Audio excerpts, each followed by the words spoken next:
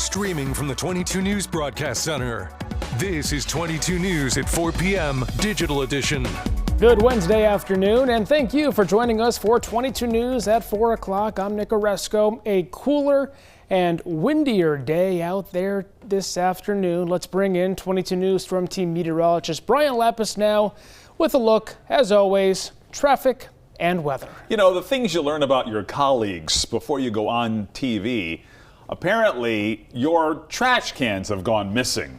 Usually, every time at least it feels like every time I put out my trash cans, they blow over because it's windy. Do you have your name on your trash cans? I don't. All right. Anyway. Maybe I should. If you see Nick's trash cans, please return them. Yeah, please. One Broadcast Center, Chicopee. Okay, let's take a look at what's happening in terms of traffic. Here we are in Hampden County. Zoomed in on Hampden County. I-91 is good. The Pike is pretty good as well, although there seems to be some sort of snafu, some sort of snarl here on the Pike westbound at the I-91 merge, the I-91 exit. So just keep that in mind. Also, 391, 291 looking pretty good. A little slowdown there. And there's also a little slowdown on the Pike westbound in between Ludlow and Palmer. Let's take a look at wind gusts right now. It is windy. Wind gusts to 31 miles per hour right now. Springfield, 29 miles per hour. Westfield, 30 miles per hour. In Pittsfield, temperatures about where we expected them to be along with the wind. We're between 46 and 50 in the valley. A little bit cooler in the Berkshires, and mixture of sun and clouds was probably a little bit optimistic for today. There was certainly some sunshine, but the clouds have kind of ruled the roost here. These mid to low level clouds and occasionally even a few flurries over the Berkshires. Brighter day tomorrow. We'll track it on 22 News at 5.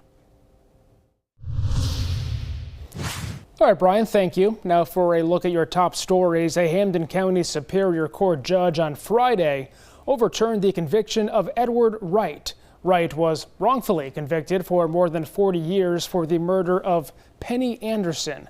It was determined that the prosecution withheld significant evidence, the only forensic evidence tying Wright to the scene, and then provided a false testimony at his 1985 trial. New England Innocence Project has worked on the case for over 10 years in efforts to clear his name. A news conference is scheduled for tomorrow to discuss the evidence proving Wright's innocence. The Headley man arrested by the FBI last week was back in court today to continue a detention hearing that began Tuesday.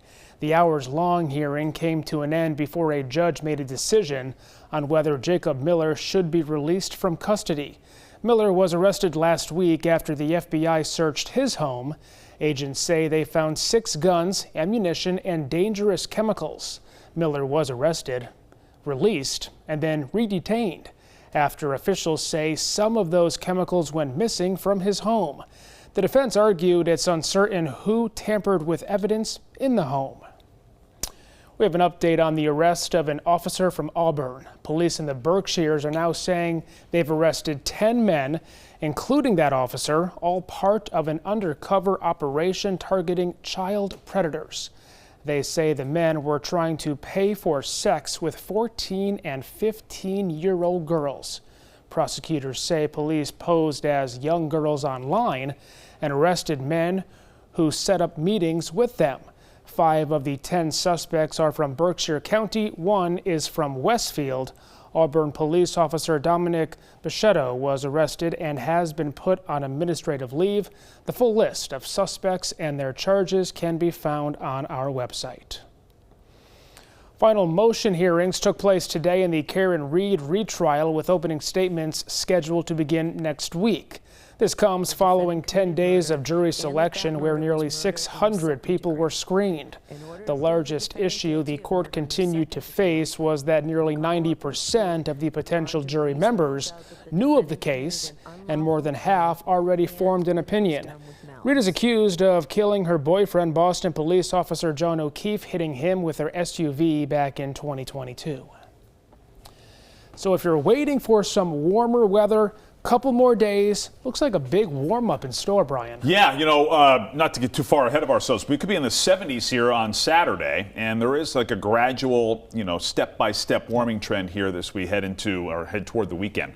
Let's take a look at the clouds and radar right now. We've been dry for most of the day in the valley, although in the Berkshires, you can see you've had a couple of flurries here and there.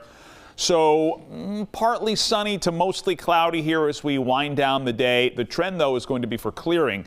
5 o'clock here this afternoon, partial sunshine. 7 o'clock, scattered clouds, and then gradual clearing. The Berkshires, you stay a little bit on the gray side with this west wind. It's kind of bumping that moisture up against the hills. So you're going to be a little bit slower to clear in the Berkshires. But we're mostly clear by midnight in the valley.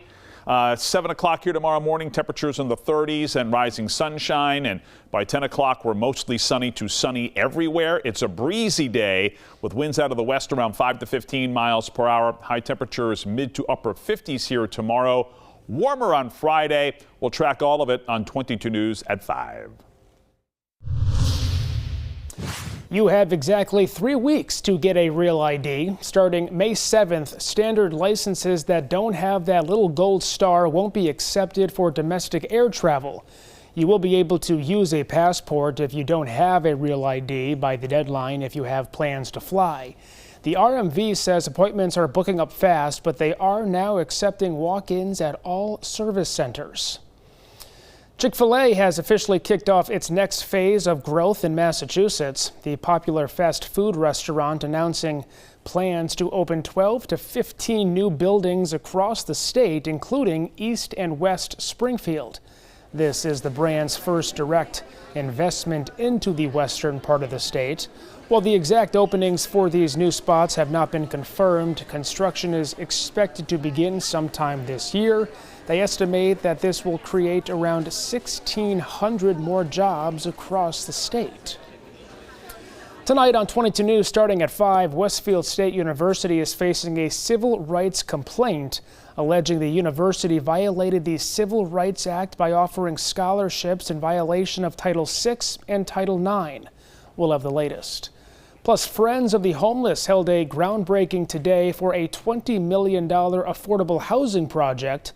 We'll have a look at today's event. Plus, Rachel's Table held a ribbon-cutting ceremony this afternoon. Find out how this new addition will help those in need within our community. Brian. A couple of problems on the Pike westbound here, Nick. Mild slowdown here between Palmer and Ludlow here on the Pike, and then a little bit farther to the west at the I-91 interchange on the Pike. We've got a slowdown here westbound as well. Otherwise, as we get into the evening commute, traffic seems to be running fine. We've got a dry and brighter day here tomorrow. We'll track the clearing on 22 News starting at 5. And updates anytime at wwlp.com and the free 22 News app. We'll see you tonight at 5.